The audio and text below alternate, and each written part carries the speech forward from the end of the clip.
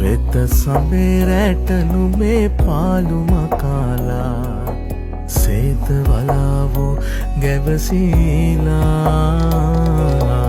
තාම නැති ආල කතා ඇයට කියාලා